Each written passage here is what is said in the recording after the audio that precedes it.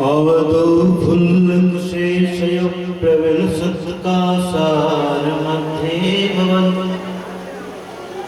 काश्यां शैशवरूपिणोऽवतरणम् श्रीमत्कबीरस्य वै लीलामानुषविग्रहस्य नयनं नीरूनिमाभ्यां कृतं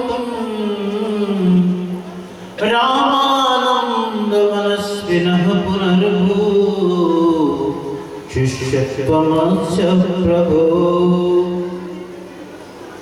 यदीयपादोदकसेचनेन स्थाणुं प्रपेदेस्तरुभामाशु वन्द्यसतां योर्महनीयकीर्तिस्तं श्रीकबीरं सततं नमामि।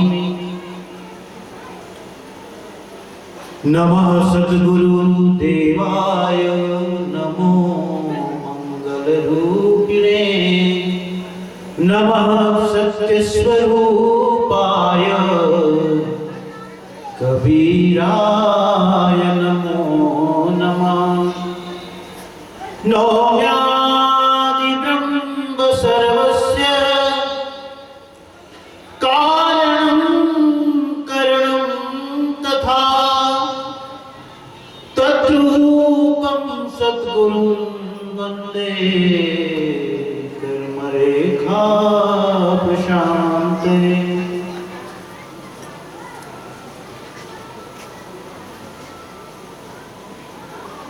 वंदनीय संत महापुरुषों, आप सभी सद्गुरु के हंस, सत्संग प्रेमी, सद्गुरु प्रेमी, भगवत प्रेमी, आत्मीय जिज्ञासुजनों,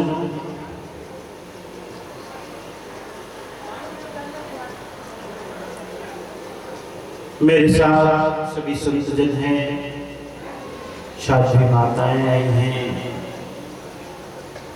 ये हमारे दुर्गेश्वर जी हैं, दीवान हैं, चंदन दास जी हैं, नाल पर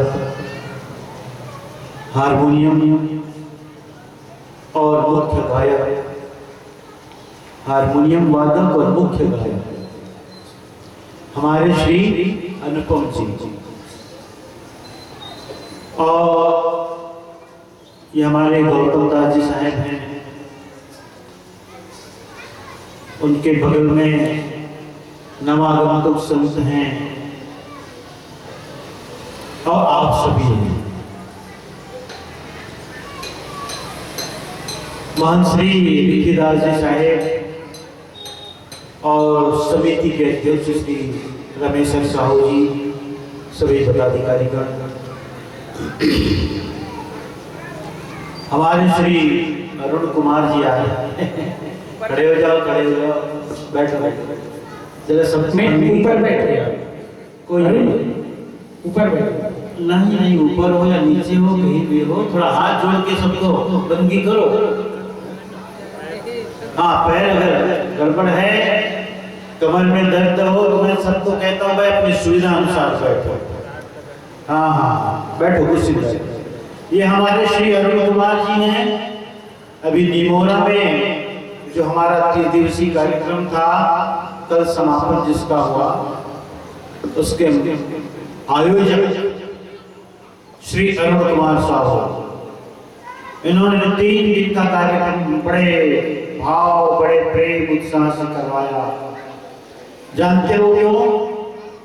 क्योंकि शादी के पश्चात 11 वर्षों के बाद इनके घर बेटी का जन्म हुआ। आइए,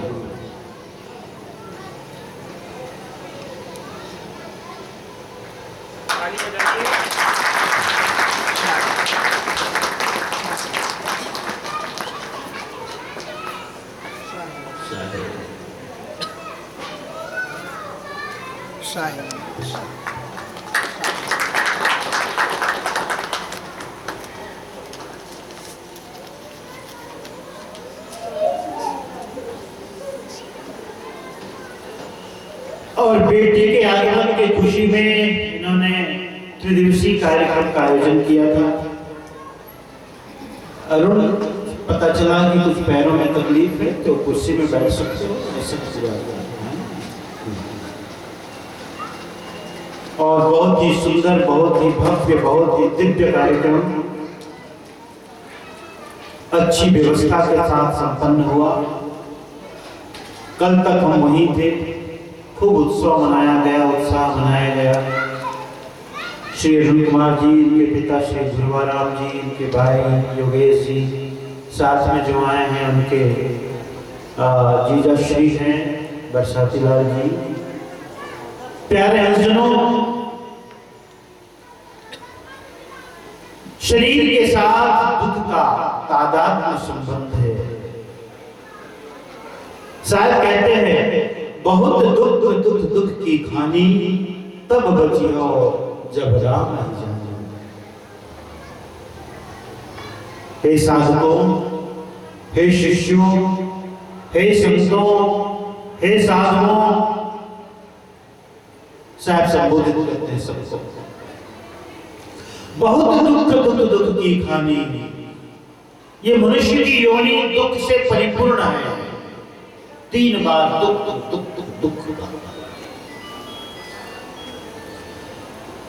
जब कभी भी किसी बात पर ज्यादा जोर देना होता है तो हम उसे 2 बार 3 बार कहते हैं।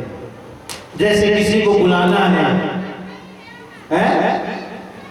तो कहे, ऐसा ही नहीं कहेंगे आना कहते, ठीक है भाई और आना, ऐसा नहीं कहते, जरूर आना कहते हैं ना। लेकिन और जोर देना है तो कहते हैं जरूर आना, 2 बार जरूर कहते। मतलब है आपका आना नितांत आवश्यक है, आपका आना बहुत जरूरी है, इसलिए जरूर आना।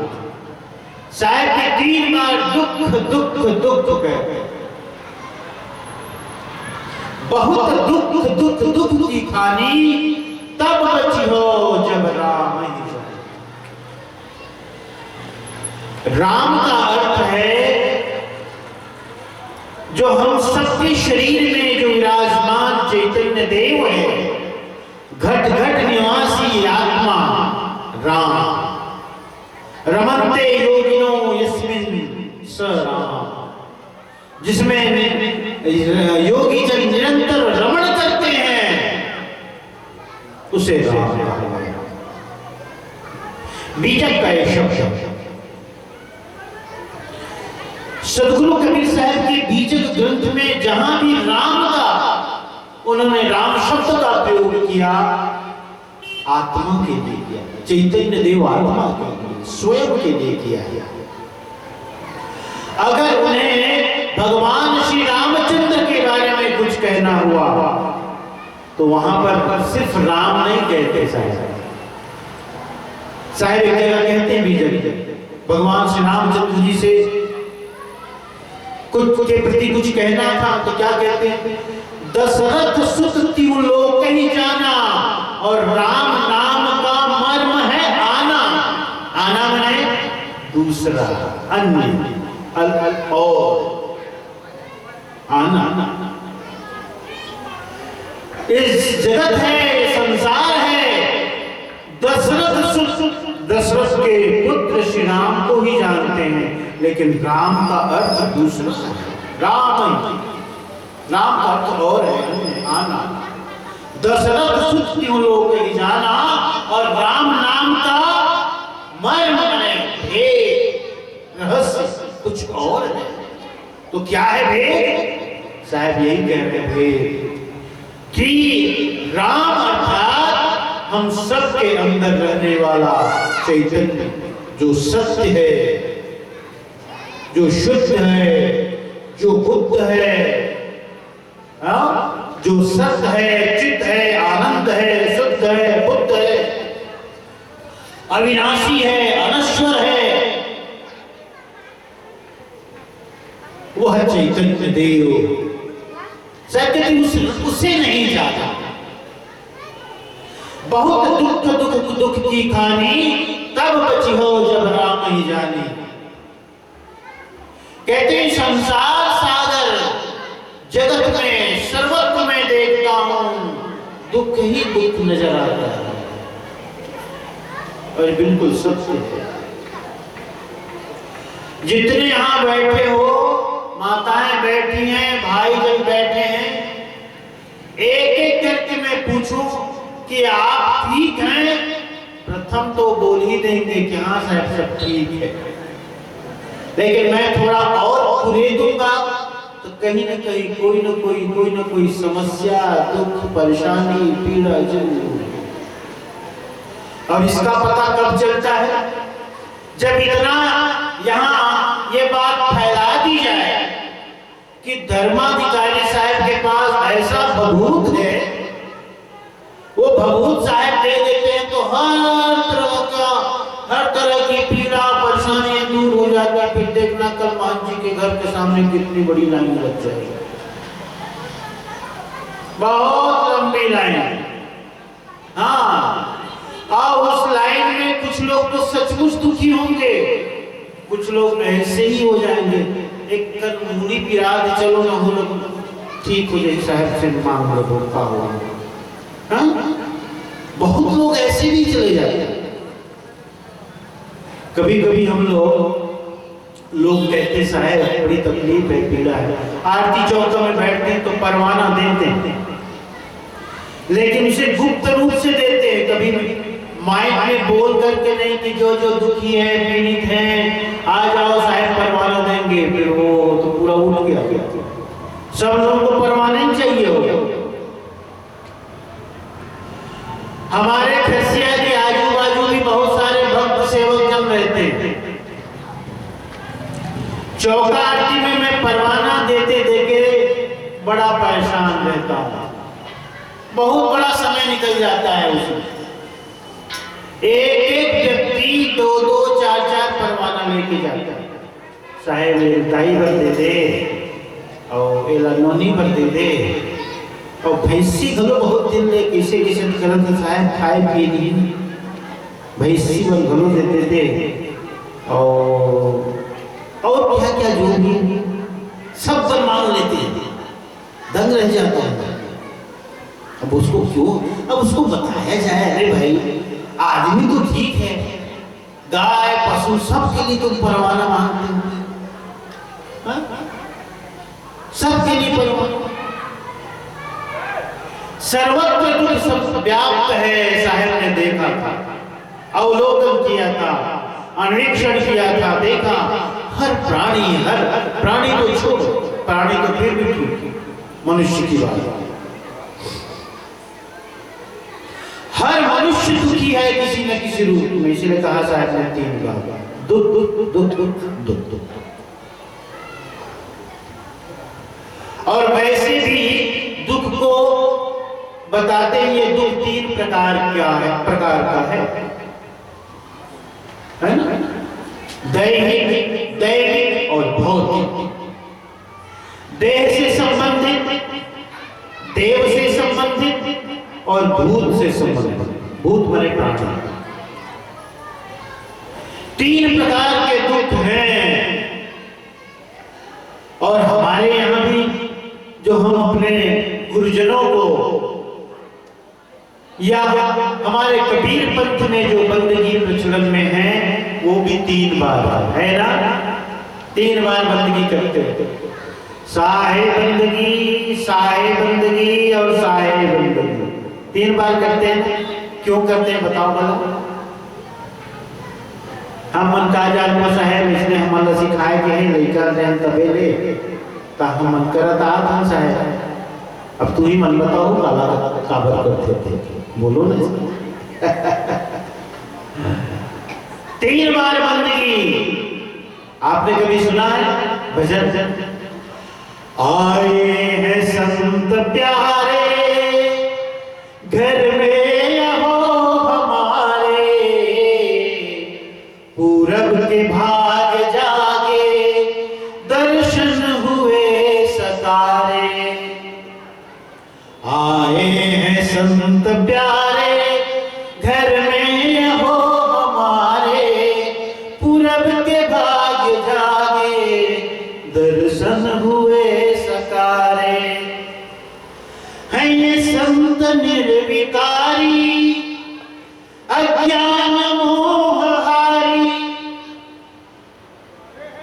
क्योंकि संत निर्विकारी होते हैं और अज्ञान और मोह के हरने वाले। उसी भजन में आगे क्या कहते हैं? त्रय बंदगी है तुमको, त्रयताप को न सारे, आए हैं संत प्यारे, घर में रहो हमारे। त्रय बंदगी है तुमको, त्रयताप को न सारे। हे सद्गुरु, तुम्हें मेरी 3 बार बंदगी है, और 3 बार बंदगी इसीलिए कि मेरे तीनों ताप को नाश करो, मेरे तीनों दुखों को दूर करो। ताप माने दूर। मेरे जो 3 दुख हैं, देह से संबंधित, सर्दी बुखार, जो भी ज्वर सर्दी, जो भी शरीर से संबंधित, दैहिक देह से संबंधित। दैविक माने देव, और देव कहते हैं प्रारब्ध को, भाग्य को, किस्मत को देव। क्योंकि बहुत से हमारे दुख हैं प्रारब्ध के कारण है। सुबह के सत्र में मैंने यही कहा, बहुत से हमारे दुख प्रारब्ध के कारण है। और प्रारब्ध किसका है? हमारा ही है। प्रारब्ध हमारे पिछले कर्मों का जोड़ है, हिसाब किताब है। प्रारब्ध हमारे पिछले कर्मों का बैलेंस है, जमा। हम पिछले शरीर में आए थे, अब किस रूप में आए थे नहीं पता, तो याद नहीं है। अब माताएं सोचती हो कि पिछले शरीर में साहब आए बोल रहे हैं तो काकरो घर आ रहे हो, दीदी दाई बने नहीं हो, कोई जरूरी नहीं है दीदी दाई बने। हाँ, दीदी दाई बनना ही जरूरी नहीं है। हो सकत रही से दादा बन के आ रहे हो, बाबू दादा बन के आ रहे हो, तब ये तो शरीर में जो आत्मा है उसमें कहीं भेद में नहीं, रत्ती भर भेद नहीं है। वो आत्मा महिला के अलग, माता शरीर के अलग, पुरुष शरीर के अलग, ऐसे नहीं होता भेद उसमें। ये शरीर का भेद है, मात्र प्रकृति की व्यवस्था है, सृष्टि की व्यवस्था है, संसार को आगे बढ़ाने की व्यवस्था है। चैतन्यगत भेद नहीं है, शरीरगत भेद है, यहां कोई अंतर नहीं। तो आज जो माता शरीर में है, कल वो पिता शरीर में भी आ सकता है। वह चैतन्य आत्मा पिता शरीर को धारण कर सकती है। और आज जो पिता शरीर में निवास करने वाली आत्मा है, जीवात्मा, वो कल नारी शरीर में को ग्रहण कर सकता है। प्यारे दर्शनों, भक्तजनों, इस बात को समझने जैसा है, ध्यान से समझना। तो प्रारब्ध क्या है फिर? एक होता है स्थूल शरीर, ये है सब लोग, हम लोग स्थूल शरीर है ना। स्थूल शरीर का मतलब जो इंद्रिय गोचर है, जिसे हम इंद्रियों से देख सकते हैं, आंख से देख सकते हैं, हाथ से छू सकते हैं, है ना। तो ये जो शरीर है हमारा आपका, ये इंद्रिय गोचर है। और एक शरीर और होता है इसके भीतर, जिसको कहते हैं सूक्ष्म शरीर। सूक्ष्म शरीर, और वह सूक्ष्म शरीर ही आगे की यात्रा करता है। स्थूल शरीर यहीं छूट जाता है और सूक्ष्म शरीर आगे की यात्रा करता है। तो जब स्थूल शरीर आगे की यात्रा करता है तो अपने साथ क्या क्या लेके जाता है? अपने साथ मकान, दुकान, धन, संपत्ति, ना, ये सब कुछ नहीं ले जाता। गाड़ी, मोटर, बंगला, ये सब कुछ नहीं ले जाता। जमीन जायदाद, ये सब कुछ नहीं ले जाता। सोना चांदी, ये सब कुछ नहीं ले जाता। ले जाता है सिर्फ अपने साथ कर्म, अच्छा या बुरा, उचित या अनुचित, पाप या पुण्य, यही लेके जाता है वो सूक्ष्म शरीर, और कुछ नहीं ले जाता। यही का यही रह जाता है सब। अब जब वो लेके जाता है और शरीर नहीं मिला है, फिर एक समय के बाद उसको फिर शरीर मिल जाता है। मैं अभी सुबह बताया, सुबह यही बताया कि उसे कोई मां मिल गई, उस जीव को गर्भ में लाने के लिए कोई मां तैयार हो गई, तो वो जीव फिर आता है स्थूल शरीर धारण करने के लिए।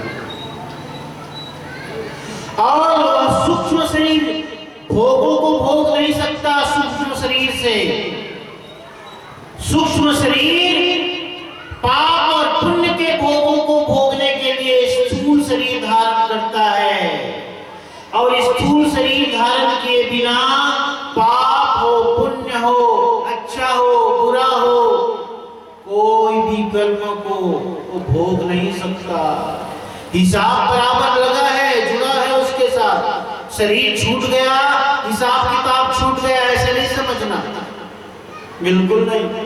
पिता चला जाए तो पिता का कर्ज पुत्र को उतारना पड़ता है। उतारना पड़ता है कि नहीं? बिल्कुल। तो हिसाब में कहीं कोई गड़बड़ी नहीं है। सूक्ष्म शरीर के साथ वही हिसाब किताब जाता है। और माता पिता उस जीवात्मा को इस संसार में लाने के लिए तैयार हुए तो उनको शरीर मिलता है, स्थूल शरीर। और स्थूल शरीर के कष्ट को लेकर के वह जीवात्मा फिर से इस जगत में पिछला हिसाब किताब को, भोगों को भोगता है, कर्मों को छुड़ाता है, हिसाब किताब पूरा करता है। वही प्रारब्ध, वही प्रारब्ध। प्रारब्ध मतलब अपने पूर्व जन्मों के कर्मों का हिसाब किताब। और वो हिसाब किताब, इसका मतलब मात्र बुरा कर्म ही नहीं होता, अच्छा कर्म। आपने कोई अच्छा कर्म पिछले जन्म में किया हो तो वो पुण्य के रूप में आपको मिलेगा। तभी हम लोग कभी कभी कहते हैं, का कर्म साहेब, क्या हुआ भाई? देख ना साहेब, हमारे पड़ोसी है, देख ना काली यही से हम तो कब ले दुकान खोले हैं, अब वो दुकान खोली साहब 1 साल नहीं हुई साहब। अति ग्राहक आते, अति लेवैया, वो खाली नहीं रहा है पैसा गिने। और हम मन का करें साहब, बस ऐसे रोजी रोटी चला। कैसे होते साहब ऐसे?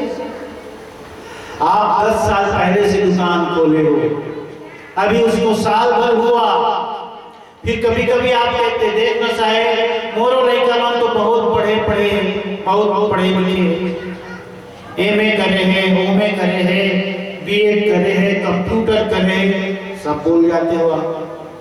हाँ? और सब जगह फार्म भरत रहते, परीक्षा देते रहते, इंटरव्यू जाते, कहीं कुछ नहीं हुए साहब। और फलाना के लड़का एक गाँव में हो, कावत क्या है वो बताओ? वही उसका पुण्य कर्म है, पिछले जन्मों का है। पिछले जन्मों का कर्म भी साथ देता है, साथ देता है।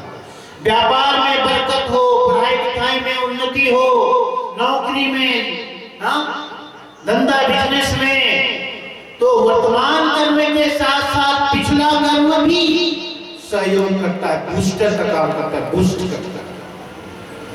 दोनों चाहिए। इसी को तो कहते हैं भाई, किस्मत भी और मेहनत दोनों होनी चाहिए, तब आदमी आगे बढ़े। तो किस्मत क्या है? किसी का दिया हुआ है, कि भगवान ने दे दिया मुट्ठी ऐसे बांध के ले रख ले ना। भगवान परमात्मा जो कहो वो कभी किसी को उठा करके नहीं देते, मुंह देखकर नहीं देते कि इसको दे देते हैं इसको नहीं देते। क्यों ऐसा करेगा बताओ? वो क्यों भेद करेगा बोला? वो परम पिता है। जब एक पिता हमारी संसार में जिनसे हम जन्म लेते हैं उसके अंदर भेद का भाव नहीं है अपनी संतान के लिए, वो तो परम पिता, क्यों भेद करेंगे? भेद होता है हमारे अपने कर्मों के कारण, अपने कर्म भेद अपने कर्म।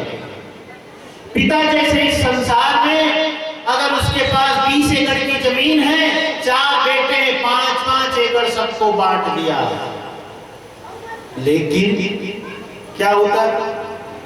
वही 5 एकड़ पा करके कोई उस 5 को 10 बना देता है, और कोई ऐसा भी होता है जो उस 5 को मिटा देता है। कुछ बचता ही नहीं, कुछ नहीं बचाता, सब बेच बांच लेता। पिता ने कोई भेद किया? कोई भेद नहीं। तो एक ने बढ़ाया अपनी मेहनत से और एक ने घटा दिया अपनी प्रमादी से, आलस्य से, व्यसन से, बुराई से। एक ने उस 5 एकड़ को भी मिटा दिया, खत्म कर दिया, एक ने 5 से 10 कर दिया अपनी मेहनत से। ऐसे ही परमात्मा किसी को भी उठा करके कोई किस्मत नहीं देते। वो किस्मत, वो प्रारब्ध हमारे आपके ही कर्म हैं, पिछले तो साहब हम लोग प्रार्थना करते हैं, त्रय बंदगी है तुमको, त्रैताप को न सारे, आए हैं संत प्यारे, घर में आओ हमारे। त्रय बंदगी है तुमको, हे सद्गुरु, पहली बंदगी इसलिए कि मेरे देह से संबंधित दुख दूर कर दो, जो भी रोग शोक है मेरे शरीर से संबंधित सब पीड़ा को दूर कर दो। दूसरी बंदगी, मेरे प्रारब्ध में भी यदि कोई बुरे कर्म हैं, क्योंकि संतों की कृपा हो तो कर्म की रेख पर नेक मार सकते हैं, गुरु की सद्गुरु की दया है, उनमें है वो, इसलिए तो हम अर्जी विनती करते हैं ना। तो देव बने प्रारब्ध बने, देव बने प्रारब्ध। हाँ, दूसरा जो दुख है दैविक बने, देव से संबंधित, और थोड़ा भूत प्रेत को भी मान लिया जाता है, उसी में मिला दिया जाता है। तीसरा दुख क्या है? दैहिक, दैविक, भौतिक, भूत से संबंधित। यहां भूत का मतलब भूत नहीं, वो देव में भूत की गिनती आ गई। भूत मतलब प्राणी। आजकल कोरोना के लिए एक तो बोर्ड में लिखा रहता है, ऐसे हिंदी वो लोग भी लिखते हैं भाई, कोरोना वाले प्रशासन, हाँ, भौतिक दूरी बना के रखे गए। अब कौन समझेगा भौतिक दूरी का? भौतिक मतलब शरीर, वही है भौतिक शरीर, भूत शरीर, प्राणी। सोशल डिस्टेंसिंग का हिंदी अनुवाद है भौतिक दूरी। तो भूत से संबंधित बने प्राणीगत दुख। अब प्राणियों से हमें दुख कैसे मिलता है? जैसे सींग वाला प्राणी हो तो सींग से मार देंगे,